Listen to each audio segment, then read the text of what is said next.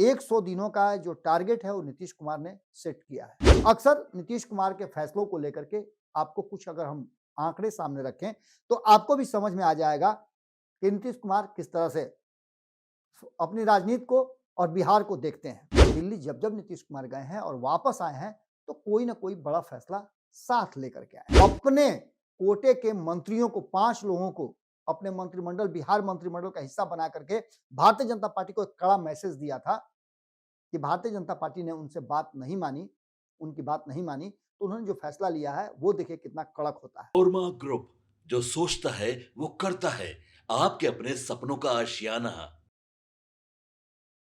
नमस्कार, एक बार फिर आपके सामने हाजिर हैं और बाबा वाणी लेकर के हाजिर हैं। आज के बाबा वाणी में जो आपने अक्सर सुना होगा कि जब भी नीतीश कुमार अपना पैर आगे बढ़ाते हैं तो उस पर 2 तरह की बातें होती हैं। कोई फैसला लेते हैं तो उस पर भी 2 तरह की बातें होती हैं और अक्सर आपने देखा होगा नेगेटिव और पॉजिटिव दोनों मिला करके नीतीश कुमार का 20 साल 21 साल का जो करियर है बिहार के मुख्यमंत्री के रूप में वो आगे चल रहा है। लेकिन पिछले 2 दिनों से लगातार इस बात को लेकर के चर्चा है कि नीतीश कुमार आखिर क्या करने वाले हैं। दिल्ली गए हैं, दिल्ली किन-किन नेताओं से मुलाकात करेंगे। हमने आपको बताया था 2 दिन पहले कि नीतीश कुमार किससे-किससे मिल रहे हैं, मुलाकात के क्या मायने होंगे और उस मुलाकात से नीतीश कुमार क्या लेकर के आएँगे। आँख दिखाने गए हैं या फिर आँख दिखाने गए हैं। ये दोनों बातें आज हम आपको बड़ा ही स्पष्ट तरीके से बताएँगे क्योंकि 2 तस्वीरें आपके सामने हैं। इन तस्वीरों को देखने के बाद आप अंदाजा लगा लीजिएगा कि बिहार में आखिरकार इतना प्रचंड जीत के बाद क्या होने वाला है। सबसे पहले आपको बता दें कि नीतीश कुमार दिल्ली से लौटने के बाद बड़ा फैसला लेने वाले हैं। ये बात हमने आपको कही थी। हम अपनी बात पर आज भी अडिग हैं। कौन सा फैसला लेने वाले हैं, उसके क्या असर होंगे, उसका कुछ झलक जो है आपने देखा होगा जीतन राम मांझी के बयानों से और जीतन राम मांझी की बेचैनी से। हम बेचैनी इसलिए जोड़ रहे हैं कि जीतन राम मांझी ने पिछले 3 दिनों में अलग-अलग बयान दिए हैं और उन बयान के मायने आप अच्छी तरह से समझ रहे होंगे। हमने भी समझाने की कोशिश की है और जब-जब जीतन राम मांझी का बयान आया है तब-तब कुछ न कुछ राजनीतिक उथल-पुथल होता ही रहता है। लेकिन सबसे बड़ी बात कि नीतीश कुमार कौन-सा ऐसा बड़ा फैसला लेंगे दिल्ली से लौटने के बाद और उस फैसले में एनडीए गठबंधन का कितना बड़ा रोल होगा। क्या वो फैसला एनडीए गठबंधन के हित में होगा या फिर एनडीए गठबंधन के लिए मुश्किल पैदा करेगा। खरमास से पहले कौन-सा खेल होने वाला है। एक खेल तो आप जीतन राम मांझी के एंगल से अगर देखें और जीतन राम मांझी की बातों पे भरोसा करें, तो जीतन राम मांझी अभी से ही 3 महीना पहले माहौल बनाने लगे हैं। 100 दिनों का जो टारगेट है वो नीतीश कुमार ने सेट किया है। इस 100 दिनों के टारगेट में नीतीश कुमार कहीं न कहीं बिहार और बिहार की जनता से किए गए वादों को उस जगह पर पहुंचाना चाहते हैं। केंद्र की सरकार पर वो दबाव डाल करके करना चाहते हैं जिसका उन्होंने वादा किया है। यानी नीतीश कुमार जब कोई फैसला बड़ा लें तो उनके हाथ में ये बताने के लिए हो कि उन्होंने क्या कहा है, क्या किया है, क्या करना चाहते थे और क्या नहीं कर पाए हैं। क्यों नहीं कर पाए हैं, किसके कारण नहीं कर पाए हैं, ये सारी चीजें नीतीश कुमार अलग-अलग बाइफरकेट करके तब बताना चाहते हैं जब कोई बड़ा फैसला लें। अक्सर नीतीश कुमार के फैसलों को लेकर के आपको कुछ अगर हम आंकड़े सामने रखें तो आपको भी समझ में आ जाएगा कि नीतीश कुमार किस तरह से अपनी राजनीति को और बिहार को देखते हैं। सबसे बड़ी बात तो यह है कि वर्तमान परिस्थिति में जब नीतीश कुमार दिल्ली जाने लगे और दिल्ली जाने की सूचना आई, आधिकारिक जब इस बात की घोषणा हो गई कि नीतीश कुमार दिल्ली जा रहे हैं, ये नहीं पता चला कि आखिर नीतीश कुमार दिल्ली जा क्यों रहे हैं और किससे-किससे मिलेंगे, क्या-क्या बातें होंगी। इससे पहले चंद्रबाबू नायडू की चर्चा हो रही थी, जिसकी चर्चा हमने पहले भी आपको करके बताई थी। लेकिन दिल्ली जब-जब नीतीश कुमार गए हैं और वापस आए हैं, तो कोई ना कोई बड़ा फैसला साथ लेकर के आए हैं। 2019 हम बताएं अगर आपको, तो 2019 में इतना प्रचंड जीत के बाद नीतीश कुमार को भी 16 सीटें आई थी बिहार में, भारतीय जनता पार्टी को 303 सीटें आई थी और इसके साथ-साथ भारतीय जनता पार्टी बिहार में 17 सीटों पर लड़ी थी, 17 जीत करके आई थी। 40 में से 39 सीटें एनडीए गठबंधन जीती थी और ये प्रचंड जीत था और इस जीत के बावजूद नीतीश कुमार केंद्रीय मंत्रिमंडल में शामिल होने से अपने आप को रोक लिए थे। तब भी हमने बताया था कि ये नीतीश कुमार का मास्टर स्ट्रोक है और नीतीश कुमार क्यों नहीं शामिल हुए हैं, इसके पीछे एक बड़ी राजनीति है और वो देखने को मिला 2020 के चुनाव में। 2020 के चुनाव में नीतीश कुमार ने अपनी शर्तों पे भारतीय जनता पार्टी के साथ समझौता भी किया। भले ही नीतीश कुमार की सीटें कम आई, लेकिन 2019 में उनका मंत्रिमंडल में नहीं शामिल होने वाला जो काम था, वो उनको फायदा दे गया। अब ऐसी स्थिति में आप समझिएगा कि 2017 में भी जब नीतीश कुमार गए थे, तब भी उन्होंने इस बात को लेकर के कहीं ना कहीं अपने आप को रोक लिया था कि जब 2017 में नीतीश कुमार अलग हुए थे, तब भी उन्होंने कोशिश किया था कि वो मंत्रिमंडल का हिस्सा नहीं बने और नीतीश के मंत्रिमंडल के हिस्सा नहीं बनने का असर बिहार की राजनीति पर और कहीं ना कहीं केंद्र की राजनीति पर भी पड़ा। ऐसी स्थिति में एक बात तो साफ साफ नजर आ गई कि नीतीश कुमार सोच समझ के फैसला लेते हैं और दिल्ली पहुंचने के बाद, दिल्ली से आने के बाद उनके फैसले काफी महत्वपूर्ण होते हैं। 2019 और 2020 दोनों में उस नहीं शामिल होने को उन्होंने खूब भजाया। नतीजा सबको पता है। इसके बाद नीतीश कुमार मुख्यमंत्री की कुर्सी पर बने रहे और जब 2022 में अलग हुए तब भी वो दिल्ली गए थे। उससे पहले ये कहा जा रहा था कि मनमोहन सिंह के परिवार से मिलने गए थे। मंत्रिमंडल में सिर्फ लौट करके जब 2019 में आए थे तो उन्होंने सबसे पहला काम किया था कि वो अपने कोटे के मंत्रियों को 5 लोगों को अपने मंत्रिमंडल, बिहार मंत्रिमंडल का हिस्सा बना करके भारतीय जनता पार्टी को एक कड़ा मैसेज दिया था कि भारतीय जनता पार्टी ने उनसे बात नहीं मानी, उनकी बात नहीं मानी, तो उन्होंने जो फैसला लिया है वो देखिए कितना कड़क होता है। और भारतीय जनता पार्टी तब समझ गई थी कि नीतीश कुमार का एंगल टेढ़ा है, अब यहाँ चुप रहने में ही भलाई है और भारतीय जनता पार्टी ने चुपचाप नीतीश कुमार की बात मान ली थी। अक्सर नीतीश कुमार इस तरह की बातें करते हैं, या तो डॉक्टर को आंख दिखाने जाते हैं या फिर आंख दिखाने जाते हैं किसी को।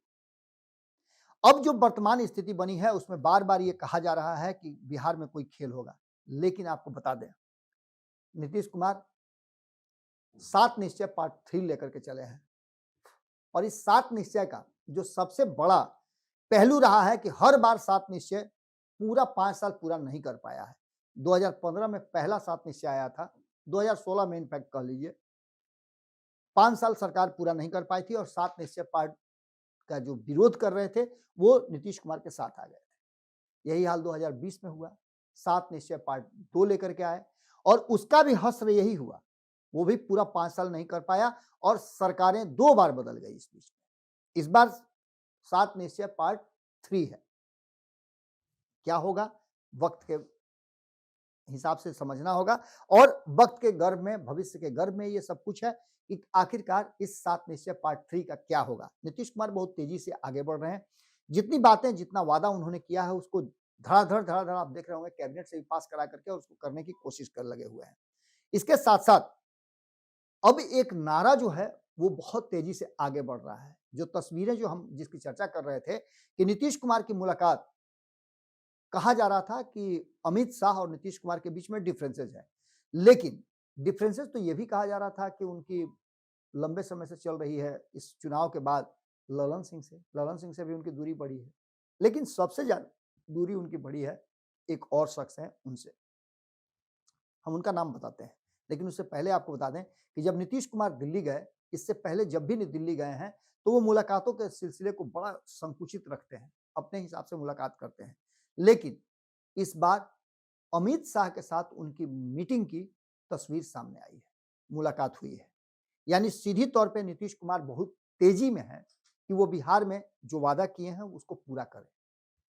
इसको लेकर के ललन सिंह कहा जा रहा है कि उनके मुलाकात का एक बड़ा हिस्सा रहे हैं और कहीं ना कहीं वहां पर सम्राट चौधरी का होना इस बात की तरफ इशारा करता है कि अमित शाह भी इस बात को अच्छी तरह से समझ रहे हैं कि अभी नीतीश की आवश्यकता कितना अधिक भारतीय जनता पार्टी को है, जिसकी चर्चा मैं कर रहा हूं बार बार। भारतीय जनता पार्टी नीतीश कुमार को जिस तरह से 2024 में वापस ले आई थी, अब आगे 2 राज्यों के चुनाव तक हर हाल में रोकना चाहेगी। यही कारण है कि विकसित बिहार, डबल इंजन की सरकार, बिहार ने पकड़ लिया है रफ्तार, ये नारा दे करके कहीं ना कहीं बिहार की जनता तक ये संदेश पहुंचाने का प्रयास किया जा रहा है। 10,000 रुपये मिल चुके हैं, 2 लाख रुपए की बारी है।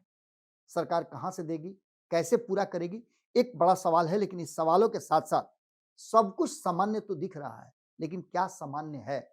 जीतन राम मांझी के बयान के बाद से निश्चित रूप से एनडीए गठबंधन में असहजता पैदा हुई है और जीतन राम मांझी जब-जब असहज हुए हैं, जब-जब कोई बड़ी बात कहे हैं, तब तक एनडीए गठबंधन में खलबली मची है।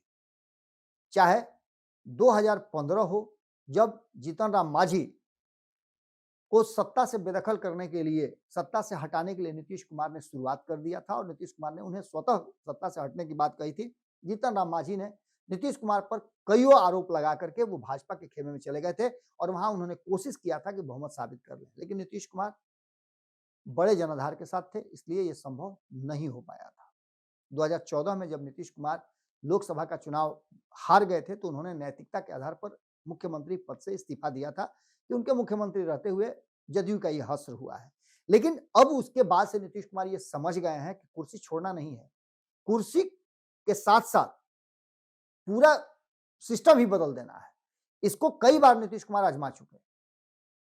अब आगे की रणनीति को लेकर के जहां एक तरफ इस मीटिंग के मायने निकाले जा रहे हैं कि नीतीश कुमार ने जो बिहार की जनता से वादा किया है, चूंकि वादा नीतीश कुमार का है, मुखिया नीतीश कुमार है, तो पूरा तो नीतीश कुमार को ही करना है, उसका क्रेडिट तो नीतीश कुमार को ही जाना है। अगर नहीं होगा तो डिस्क्रेडिट भी उन्हीं को जाएगा। तो ऐसी स्थिति में केंद्र की सरकार से मिल करके जब तक नीतीश कुमार हैं, जब तक मुख्यमंत्री की कुर्सी पर हैं, जब तक भारतीय जनता पार्टी को नीतीश कुमार की जरूरत है, तब तक नीतीश कुमार भारतीय जनता पार्टी को अपने हिसाब से प्रयोग करेंगे। ये गिव एंड टेक वाला फॉर्मूला है। सियासत में यही होता है। सियासत में अक्सर लेन और देन की प्रक्रिया चलती रहती है। इस प्रक्रिया के माहिर माने जाते हैं नीतीश कुमार और इसमें नीतीश कुमार 1 इंच भी पीछे नहीं हट सकते हैं। नीतीश कुमार ने दिल्ली में अमित शाह से मुलाकात का तस्वीर जारी करके ये साबित कर दिया है कि अभी वर्तमान में वो किसी भी तरह का कोई मूड बनाने की स्थिति में नहीं है। सबसे पहला लक्ष्य उनका है बिहार में जो वादा किया है उसको पूरा करना और उसको पूरा करने के बाद नीतीश कुमार अब अपनी कहानी को नए सिरे से लिखेंगे। एक बात तो निश्चित रूप से कही जा रही है कि नीतीश कुमार जब दिल्ली से पटना लौटेंगे तो क्या लेकर के लौटते हैं? क्या कोई नया फैसला लेकर के लौटते हैं या फिर कोई नई बात लेकर के लौटते हैं? नीतीश कुमार के लौटने का इंतजार सबको है और नीतीश कुमार के फैसले का भी इंतजार सबको है। इस फैसले में नीतीश कुमार क्या कुछ लेकर के आते हैं, ये देखना बड़ा दिलचस्प होगा और नीतीश कुमार खरमास से पहले जो बयानबाजियां हो रही हैं, जो एनडीए गठबंधन में खलबली मची हुई है, खास करके जो बयान का एंगल भारतीय जनता पार्टी और चिराग पासवान की तरफ स्विच कर गया है, उसको कैसे निपटाते हैं ये दोनों बैठ करके। जीतन राम मांझी के बयान के बाद नीतीश कुमार का अमित शाह से मुलाकात करना और ललन सिंह का सम्राट चौधरी का वहां होना कहानी को एक नई दिशा दे रहा है। इसकी भी चर्चा हम अब आपको आगे करेंगे। जैसे ही हमारे सूत्र आपको बताते हैं कि इसमें क्या कुछ निकल के सामने आ रहा है, विशेष जानकारी जैसे प्राप्त होती है हम फिर आपसे जुड़ेंगे। लेकिन एक बात तय मान के चलिए कि नीतीश दिल्ली गए हैं तो खाली हाथ तो लौटेंगे नहीं, कुछ ना कुछ लेकर के आएंगे। या तो वो लेकर के लौटेंगे जो नीतीश कुमार के मन में था या फिर नीतीश कुमार वो करेंगे जो उनके करने के लिए बचा हुआ है। दोनों ही परिस्थिति में खरमास से पहले आपको नीतीश कुमार सहित एनडीए गठबंधन का जो नया स्वरूप है, नया परिवर्तन है, ये देखने को मिलेगा और खरमास होते-होते तक कुछ नया हो सकता है। जीतन राम मांझी क्या करेंगे? हालांकि उनके पास करने के लिए तो बहुत कुछ है नहीं, खोने के लिए बहुत कुछ है, पाने के लिए सिर्फ एक है और वो अगर विपक्ष के खेमे में चले जाते हैं, जैसा कि मैंने पहले भी आपको बताया है कि विपक्ष के खेमे में चले जाते हैं, तभी उनको एक सीट या तो उनको या फिर विपक्ष को प्राप्त हो सकती है, वरना राज्यसभा का तो पैकअप है। अब आगे क्या फैसला होता है और नीतीश कुमार कैसे इन सब चीज को टैकल करते हैं, ये देखना बड़ा दिलचस्प होगा। यहां तक कि चिराग पासवान की भी भूमिका इसमें बहुत ही ज्यादा महत्वपूर्ण हो गई है। उनके 19 विधायक और दिल्ली में 5 सांसदों का समर्थन बहुत बड़ी कहानी कह रहा है। हालांकि एक एंगल तो ये भी है कि डरी हुई भारतीय जनता पार्टी अमित शाह को पूरी तरह से फ्री कर चुकी है कि अपने साथियों को जिस शर्त पर भी हो रोक के रखना है। चंद्रबाबू नायडू को उनके डिमांड पूरा करने के लिए भारतीय जनता पार्टी का केंद्रीय नेतृत्व तैयार है। नीतीश के भी डिमांड को पूरा करेगा और ऐसी स्थिति में अगर ऐसा कुछ होता है तो विकसित बिहार, डबल इंजन की सरकार और बिहार पकड़ लिया है रफ्तार, ये स्लोगन सही हो सकता है। जुड़े रहिएगा भारत लाइव के साथ, खबरों का सिलसिला लगातार जारी है। बहुत बहुत धन्यवाद। आपके सपनों को हमने सजाया है। ई होम्स पैनोरामा को हमने बनाया है। ई होम्स मेरा एक सपना था जिसपे मैं पिछले 4 साल से काम कर रहा था। हमने जो बनाया है वो सबने है माना। ई होम्स पैनोरामा में हो आपका भी आशियाना। और फाइनली हमने 2021 में इस प्रोजेक्ट को लॉन्च किया। बहुत लोग अप्रिशिएट कर रहे हैं कि पूर्णिया जैसे शहर में, बिहार के, एक तो बिहार की बात करें उसमें भी पूर्णिया जैसे छोटे जगह में इस तरह का लाइफस्टाइल देना, ये सुन के हम लोगों को बहुत अच्छा लगता है। ई होम्स में हमने कुछ और भी किया है, जैसे हम जिस जगह में रह रहे हैं हमारे फैमिली सिक्योर हो, उनको सिक्योरिटी का ध्यान में रखा है। आपकी सुविधा और सुरक्षा आपके लिए खास है, ये आपका विश्वास है। इसमें आर्टिफिशियल इंटेलिजेंस का 7 लेयर सिक्योरिटी का हमने इस्तेमाल किया है। लस ग्रीन कैंपस को बनाया है। यदि हमारा बाउंड्री वाल है तो वो वर्टिकल गार्डन है। ये जितनी भी फैसिलिटी होता है एक इंटरनेशनल टाउनशिप में, ई होम्स है, ये हम लोग विश्वास नहीं कर पा रहे हैं। जो भी हमारे मित्र दोस्त या जो भी हमारे बाहर के बाहर आते हैं तो हम लोगों को बहुत अच्छा सुनने को मिलता है और बहुत अच्छा क्रेडिट मिल रहा है। वो सारा हमने सिर्फ एक बिल्डिंग नहीं बनाया, हमें एक बहुत अच्छा लाइफस्टाइल दिया ई होम्स में, और मेरा एक सपना था जिसको मैं आज फुलफिल होते हुए देख रहा हूँ। ये आपका आवास है। ई होम्स पैनोरामा में अब आपका निवास है। E homes Panorama, luxurious lifestyle redefined. Panorama group, जो सोचता है वो करता है। अगर ये वीडियो पसंद आई और वह बिहार के राजनीति और बिहारियत से सरोकार रखेनी तो सब्सक्राइब बटन दबा के चैनल के सब्सक्राइब कर ली। ओजे एगो घंटी बा, ओकरा बटन दबा देला से कुल सटीक और मारक खबर रुआ मुफ्त में मिल जाई। अगर रुआ पत्रकारिता के हमनी के नया प्रयोग में सहयोग कर चाहतानी तो ज्वाइन बटन दबा दी।